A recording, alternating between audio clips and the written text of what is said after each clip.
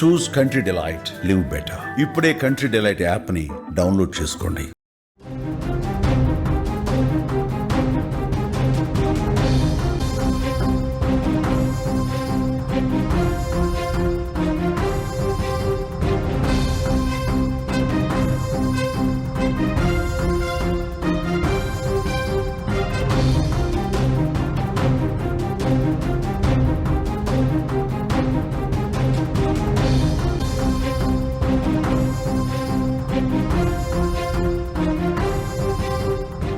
హైదరాబాదులో మరో ప్రేమ మోసం బయటపడింది. ఈ ప్రేమ మోసం అంతా ఇంత కాదు, అత్యంత భయంకరమైన ప్రేమ మోసం. ముఖ్యంగా అమ్మాయిలు తమ మనసులో ఉంచుకొని ఎప్పటికప్పుడు జాగ్రత్తగా ఉండాల్సిన ప్రేమ మోసం. ఈ ప్రేమ మోసంలో విలన్ ఎవరో తెలుసా? పాకిస్తాన్కి సంబంధించిన ఫహద్ అనే యువకుడు. అదేంటి హైదరాబాదులో పాకిస్తాన్ యువకుడు ఏంటి అనుకుంటున్నారా?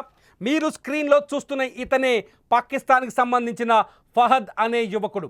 హైదరాబాదులో 1996 నుంచి మకాం పెట్టి ఇక్కడే నివాసం ఏర్పాటు చేసుకొని దొంగ ఐడీలు సృష్టించుకొని నేను భారతీయుడిని అని చెప్పుకుంటూ ఫహద్ తన ఇక్కడ అమ్మాయిలని వలవేసి పట్టి ముఖ్యంగా హిందూ అమ్మాయిలని వశపరుచుకొని ప్రేమ పేరుతో లొంగ తీసుకొని పెళ్లి చేసుకొని ఆ తర్వాత వాళ్ళ జీవితాన్ని నాశనం చేస్తున్నాడు ఫహద్.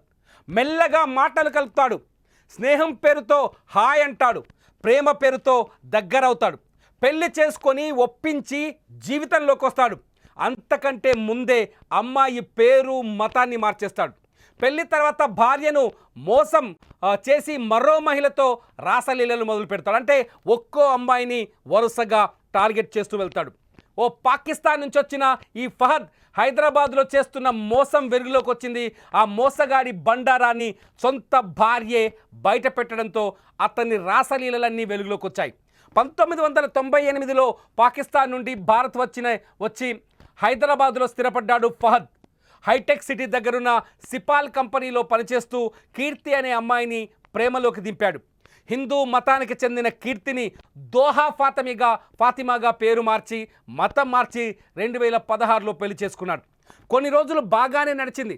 తర్వాత మరో యువతిని ఫహద్ ప్రేమలోకి దింపుతున్నాడని భార్యకు అర్థమైంది. దీంతో బంజారాహిల్స్ మౌంట్ బంజారా కాలనీలో తన భర్త రాసలీలలు సాగిస్తున్నాడన్న విషయాన్ని తెలుసుకున్న ఫాతిమా అతన్ని ఫాలో చేసి నిన్న ఉదయం అక్కడికి వెళ్ళింది. సిపాల్ కంపెనీలో పనిచేసిన మరో మహిళతో రెడ్ హ్యాండెడ్గా అడ్డంగా దొరికిపోయాడు ఫహద్. దీంతో పోలీసులకు సమాచారం ఇవ్వడంతో పోలీసులు ఫహద్తో పాటు మరో యువతిని కూడా అదుపులోకి తీసుకొని బంజారాహిల్స్ పోలీస్ స్టేషన్ తరలించారు. ప్రస్తుతం అతన్ని విచారిస్తున్నారు. అమ్మాయిల మతం కన్వర్ట్ చేసి ప్రేమ పేరుతో పెళ్లి పేరుతో ఫహద్ మోసాలకు పాల్పడుతున్నట్టు పోలీసులు తేల్చారు. బాధితురాలికి నటి కరాటే కళ్యాణి అండగా నిలబడింది. ఫహద్ బాగోతాన్ని బయటపెట్టింది. మొత్తం కేసులో అసలు విషయం ఏంటి అంటే ఫహద్ సాధారణంగా మొదట ఎవరైతే కీర్తి తన పేరు మార్చుకున్న కీర్తి ఉందో ఆ కీర్తి ఫిర్యాదు చేసినప్పుడు ఫహద్ కేవలం తన భార్యని చీట్ చేశాడు, ఒక అమ్మాయిని పెళ్లి చేసుకొని మరొక అమ్మాయిని మళ్ళీ ట్రాప్ చేస్తున్నాడనే విషయంలో కేవలం ఇది ప్రేమ మోసం అనే యాంగిల్లోని కేసు విచారణ మొదలుపెట్టారు. కానీ ఫహద్ డీటెయిల్స్ ఐడి ప్రూఫ్స్ అన్నీ పరిశీలిస్తే ఫహద్ ఇండియన్ కాదు, హైదరాబాదీ అసలు కానే కాదు, అతను ఒక పాకిస్తానీ అని తేలింది. 1998లో ఫహద్ తన కుటుంబంతో కలిసి హైదరాబాద్కు వచ్చాడు. తన కుటుంబ సభ్యులు ఇప్పటికీ అంటే మొన్న భారత్ నిషేధం విధించే వరకు ఆపరేషన్ సింధూర్పై సందర్భంగా భారత్ నిషేధం విధించే వరకు వాళ్ళు పాస్పోర్ట్ ఆఫీస్కి వెళ్తూనే ఉన్నారు, వాళ్ళ వీసాని అప్గ్రేడ్ చేసుకొని వస్తూనే ఉన్నారు. కానీ ఫహద్ ఈ విషయాన్ని కీర్తి ముందు దాచిపెట్టాడు.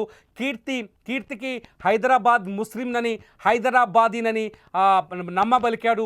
కీర్తిని తన మాటలతో తన ప్రవర్తనతో బుట్టలో వేసుకొని ఆమెని పేరు మార్చి మతం మార్చి 2016లో పెళ్లి చేసుకున్నాడు. పెళ్లి చేసుకున్న తర్వాత కీర్తితో కొంతకాలం కాపురం చేశాడు. వాళ్ళిద్దరికీ 7 ఏళ్ల కొడుకు కూడా ఉన్నాడు. ఆ కొడుకు ఉన్న తర్వాత ఫహద్కి కీర్తి బోర్ కొట్టింది. మళ్ళీ మరో మహిళని ట్రాప్ చేయడం మొదలుపెట్టాడు. మరో మహిళని ట్రాప్ చేయడమే కాదు, ఆ యువతితో ఏకంగా కొన్ని ప్రాంతాల్లో ఆమెతో సహజీవనం కూడా మొదలుపెట్టినట్టుగా కీర్తికి కనిపెట్టింది. ఎప్పుడైతే విషయం కీర్తికి తెలిసిందో వెంటనే పోలీసులకు ఫిర్యాదు చేసింది. కానీ ఆమెకు కూడా తెలియదు అతను పాకిస్తానీ అని. ఒక్కసారి కీర్తి రాత్రి పోలీసులకు ఫిర్యాదు చేసిన తర్వాత మాట్లాడింది. కీర్తి మాటలు మీరు విన్న తర్వాత మిగతా విషయాన్ని నేను మీకు ముందుకు తీసుకొస్తాను. రోజు మన సిస్టర్ తన కీర్తి, ఆ అమ్మాయి చాలా సంవత్సరాలుగా ఇక్కడ వంచబడింది. 10 సంవత్సరాల కిందట పెళ్లి చేసుకున్న ఒక పాకిస్తానీ ముస్లిం తనని ఈరోజు విడిచిపెట్టి వేరే అమ్మాయిని మళ్ళీ పెళ్లి చేసుకుందామని అమ్మాయి డైవోర్స్ అడుగుతున్నాడు. ఒక బాబు కూడా ఉన్నాడు. ఇలా అమ్మాయిని లవ్ జిహాద్ చేసి అమ్మాయిని ఇట్లా పెళ్లి చేసుకొని వదిలేయడం ఎంతవరకు కరెక్ట్? అతనివి ఇంకా లాంగ్ టర్మ్ వీసాలోనే ఉన్నాడు అతను. వాళ్ళ ఫ్యామిలీకి ఇంకా రాలేదు. అన్ని ఫేక్ డాక్యుమెంట్స్, తన సర్టిఫికేట్స్ కూడా జాబ్ చేస్తున్న దగ్గర కూడా ఫేక్ ఉంది. మొత్తం ఆమెను కొట్టడం తిట్టడం చాలా నరకం చూపించాడంట. ఇన్నాళ్ళకి అమ్మాయి ఇక్కడ వస్తే పోలీస్ వాళ్ళు ఇప్పుడు వస్తే వాళ్ళతో కలిసి వెళ్దామని వెయిట్ చేస్తాను. నాకు 24/7 నుంచి తెలుసు అండి. 24/7 పనిచేశాడు. అప్పటికి వాడి దగ్గర ఆధార్ కార్డు అవన్నీ వాడి దగ్గర అప్పటికి ఉంది కాబట్టి వాడు ఒక ఇండియన్ అని మనకు తెలుసు. వాడు పాకిస్తానీ అని ఎప్పుడు డౌట్ రానివ్వలేదు, ఏం కాలేదు. అది కాకుండా వాడికి పెళ్లి తర్వాత వచ్చేసిందని కూడా నాకేం తెలియదు దాని గురించి. కాకపోతే వాళ్ళ అమ్మ ఇంకా వాళ్ళ తమ్ముడు ఇంకా ఎల్టీవీలోనే ఉన్నారు. అయినా వాళ్ళ దగ్గర అందరి దగ్గర ఆధార్ కార్డులు, ఓటర్ ఐడీలు, పాన్ కార్డులు అన్నీ ఉన్నాయి సార్. వాళ్ళు అవన్నీ పెట్టుకొని ఇక్కడ ఇండియన్ లీగల్స్ లాగానే ఉంటున్నారు. కాకపోతే ఆ డాక్యుమెంట్స్ అన్నీ ఫేక్. అర్థమైందా భారతదేశంలో పాకిస్తానీలు ఏం చేస్తున్నారు? అర్థమైందా మన భూభాగంలో ఉంటూ మనకి ఏ విధంగా వెన్నుపోటు పొడుస్తున్నారు? అర్థమైందా మన అమాయకురాలైన మహిళల్ని ఎలా ట్రాప్ చేస్తున్నారు? అర్థమైందా? ఫహద్ లాంటి ఇటువంటి దుర్మార్గులు తప్పుడు ఐడీలతో ఇంకా మన దేశ సరిహద్దులు దాటలేదు, ఇక్కడే ఉండి మన దేశాన్ని నాశనం చేయడానికి రెడీ అవుతున్నారని. ఫహద్ లాంటి ఫహద్ లాంటి వ్యక్తుల్ని ఏం చేయాలి? ఫహద్ లాంటి వ్యక్తులు భారతదేశంలో స్లీపర్ సెల్స్గా మారుతున్నారు. ఇక్కడ నేను ఒక విషయం చెప్పాలనుకుంటున్నాను స్పష్టంగా. ఇక్కడ కీర్తి అనే మహిళ ఫహద్ని ఇండియన్ అనే నమ్మకంతో ప్రేమించింది. ఇండియన్ అనే నమ్మకంతోనే అతని దగ్గరున్న అన్ని వివరాలు చూసి నమ్మి పెళ్లి చేసుకుంది. తన మతాన్ని కూడా ప్రేమ కోసం, తన జీవితం కోసం తన మతాన్ని కూడా మార్చుకోవాలనుకుంది. చాలామంది తల్లిదండ్రులు వీడియో చూస్తూ ఉండుంటారు.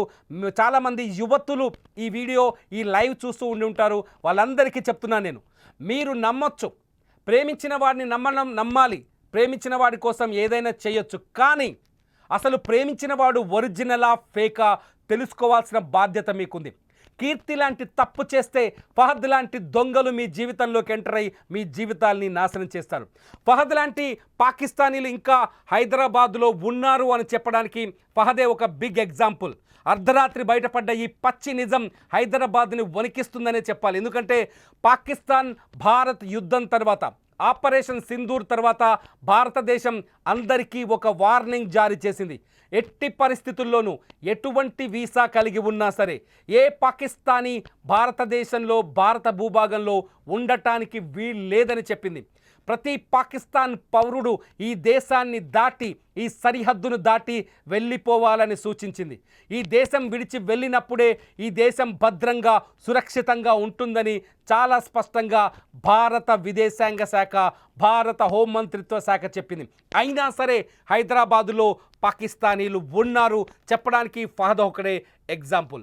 అయినా సరే ఫేక్ ఐడీలతో, తప్పుడు ఐడీలతో, తప్పుడు ధృవీకరణ పత్రాలతో, తప్పుడు ఎడ్యుకేషన్ సర్టిఫికెట్స్తో పాకిస్తానీలు అనేక మంది పాత బస్తీ ఏరియాలో ఉన్నారని గతంలో కూడా మనం ఈ విషయాన్ని ఆపరేషన్ సింధూర్ సందర్భంలో చర్చించుకున్నాం. హైదరాబాద్ పాత బస్తీలో అనేక మంది నిజాయితీ పరుల మధ్య కొందరు దొంగలున్నారు. హైదరాబాదులో ఉన్న అనేక మంది మన ముస్లిం సోదరుల మధ్య కొందరు పాకిస్తానీలు కూడా మన భారతీయుల్లాగే నటిస్తున్నారని చెప్పడానికి ఫహద్ ఎగ్జాంపుల్, అతిపెద్ద ఎగ్జాంపుల్ ఫహద్. నిన్న లంగర్ హౌస్లో కూడా ఫహద్ని పట్టుకున్నారు. నిజానికి లంగర్ హౌస్లో అదుపులోకి తీసుకున్నారు. లంగర్ హౌస్లో అదుపులోకి తీసుకున్న తర్వాత ఫహద్ దొంగ వేషాలన్నీ వెలుగులోకి వచ్చాయి. ఫహద్ కుటుంబ సభ్యులు కూడా లాంగ్ వీసాతో ఇండియాకు వచ్చారు. కానీ ఆపరేషన్ సింధూర్ తర్వాత వీళ్ళు తిరిగి పాకిస్తాన్ వెళ్ళిపోవాల్సి ఉంది, కానీ వెళ్ళలేదు. ఇక్కడే తప్పుడు ధృవీకరణ పత్రాలు, తప్పుడు ఆధార్ కార్డులు, తప్పుడు ఐడి ప్రూఫ్లు క్రియేట్ చేసి ఇక్కడే ఉండిపోతున్నారు. కీర్తి అనే అమ్మాయి ఫహద్ని ప్రేమించడం వల్ల, అతన్ని పెళ్లి చేసుకోవడం వల్ల, అతనితో కాపురం చేసిన తర్వాత ఆ అమ్మాయికే తెలియదు. చాలా స్పష్టంగా రాత్రి ఫహద్ డాక్యుమెంట్స్ని పోలీసులు చెక్ చేసే వరకు కీర్తికి కూడా తెలియదు అతను ఒక పాకిస్తానీ అని. కీర్తి కూడా అతను భారతీయ ముస్లిం అని ఆలోచించింది, భారతీయుడని నమ్మి అతనితో జీవితాన్ని పంచుకోవడానికి ముందుకెళ్ళింది. కానీ కీర్తికి ఆ తర్వాత తెలిసింది పాకిస్తానీ బుద్ధి ఇలాగే ఉంటుందని. ప్రతి పాకిస్తానీ మహిళల్ని వేధిస్తాడని, ప్రతి పాకిస్తానీ మహిళల్ని చిత్రహింసలకు గురి చేస్తారని, పాకిస్తాన్లో పద్ధతే ఇదని చాలా స్పష్టంగా కీర్తికి అర్థమైంది. కీర్తి ఎప్పుడైతే ఫహద్ అసలు రూపం బయటపడిందో అప్పటి నుంచి ఆమె పోలీసుల సహాయం తీసుకుంటోంది, పోలీసుల సహాయం కోరుతోంది. ఆమెకి ఈ ఫహద్ నుంచి ప్రాణహాని ఉందని చెప్తోంది, ఫహద్ నుంచి తప్పించాలని, తనని కాపాడాలని వేరుకుంటుంది. ఈ ఫహద్ ప్రస్తుతానికి ఇంకొక యువతిని కూడా ట్రాప్ చేసినట్టుగా తెలుస్తోంది. ఆ యువతి కూడా కీర్తిలాగే బాధితురాలనే మనం నమ్మాలి. ఇక్కడ ఆ యువతిని కూడా ఇలాగే తన శారీరక అవసరాల కోసం, తన జీవనం కోసం భారత్లో తను కొనసాగడానికి, ఇక్కడ ఉండిపోవడానికి, ఇంకొక యువతి జీవితాన్ని కూడా బలి చేయడానికి ఫహద్ ప్రయత్నిస్తున్నారని అర్థం చేసుకోవాలి. మీరేమనుకుంటున్నారు? ఫహద్ లాంటి పాకిస్తానీలు ఇంకా మన పాత బస్తీలో ఉన్నారన్న ఈ వాదనని మీరు నమ్ముతున్నారా లేదా? ఈ వీడియో కింద టైప్ చేయండి. ఈ ఫహద్కి సంబంధించిన మరిన్ని అప్డేట్ వీడియోస్ కోసం చూస్తూనే ఉండండి సుమన్ టీవీ డిజిటల్ లైవ్, అట్లాగే సుమన్ టీవీ లైవ్.